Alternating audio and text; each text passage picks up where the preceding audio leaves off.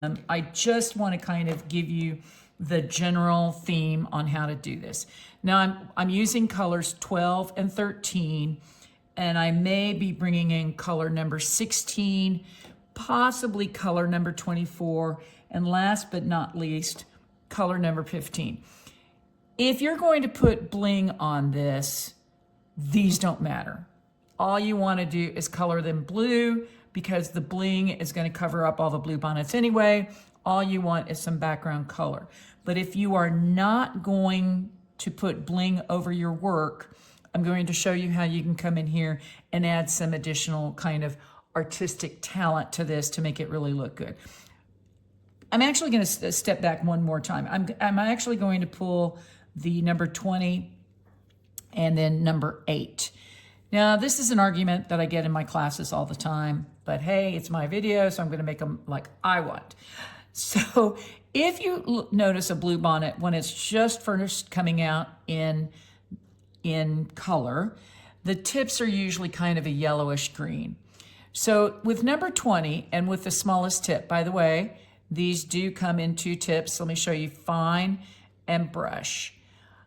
If you've got a large area, like the Hummingbird, you can use brush, but I prefer the fine just because it gives me a little bit more control. So right up here at the very top, I'm going to put that one tiny little spot, and I'm going to put some yellow in there. Then I'm going to take the light green one, and just kind of come into the yellow. And when I come into the yellow, I basically just kind of cover it up. Now you see what that does. You've now got kind of 2 different colors. And to me, that's what a Bluebonnet looks like when it's very first at the tip, about ready to open up the rest of the petals. So you want to come down and do that for several of the other Bluebonnets that you see here. So in this one, you'll come in and do this little area, maybe that one right there. Oh, that's about it.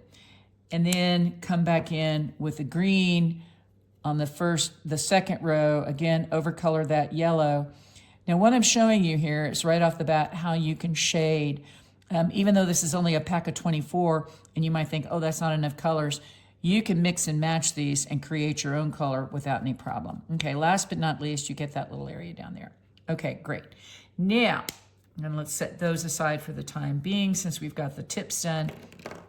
Now, when you use acrylic markers, most of the time, and I say most because there are some acrylic markers that are translucent, but most acrylic markers are permanent as well as opaque.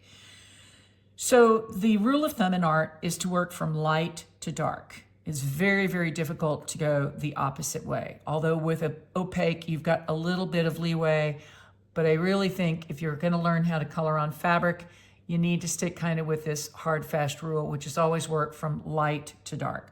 So I'm going to grab up the light blue pen, again, using the fine tip, and I'm going to start coming up here. And gosh, I don't think it gets much easier than this. This is all you're going to do.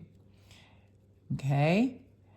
And let me get a fair number of them, because then I'm going to show you step number 2. Okay, just put maybe a little bit of color there. Notice I'm leaving some of these. We'll talk about those in a minute. But I just wanted to get a few right there. And you're going to need to push the pen up into the stitching to really make sure that none of the white shows. The stitching's great. It will keep you inside the line, but sometimes it also makes it a little difficult to get up there and get all the fabric color. Okay, so we've done that. Now immediately, I'm going to grab number 13, again using the small end, and I'm just going to try to put, it's kind of hard to see, but it's a little bit darker blue. And by putting it just at the base, I'm going to show you something. I just made a boo-boo. That's fixable, but we want to let it dry, and I'll come back and show you how to fix boo-boos in a minute. So just put a little bit down at the base. Now what that's doing is it's giving you the illusion of shading.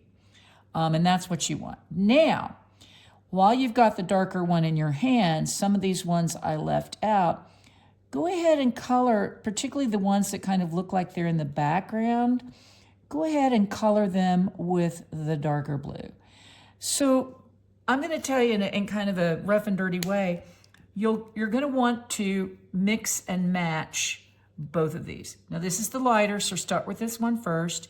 Then this is the darker. Start within and go in and fill in and make little darker areas on the lighter Bluebonnets, and then come in and fill in darker things behind.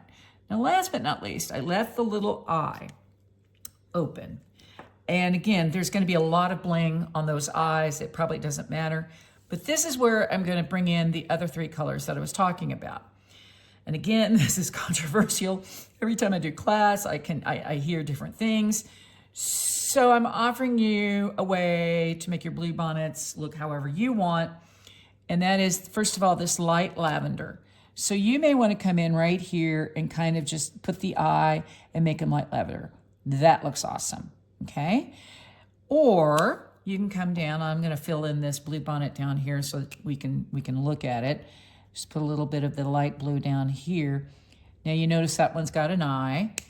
And maybe you want to come in with this really, it's kind of an aquamarine blue, and put in a really dark blue eye, okay? Or last but not least, and this tends to be everybody's favorite, let's come down here to this one. Again, you're going to color then the Bluebonnet. Now I switched, I've got the brush out. See, it can be used. It's super easy. It's not, all this is super easy, y'all. This is nothing complex.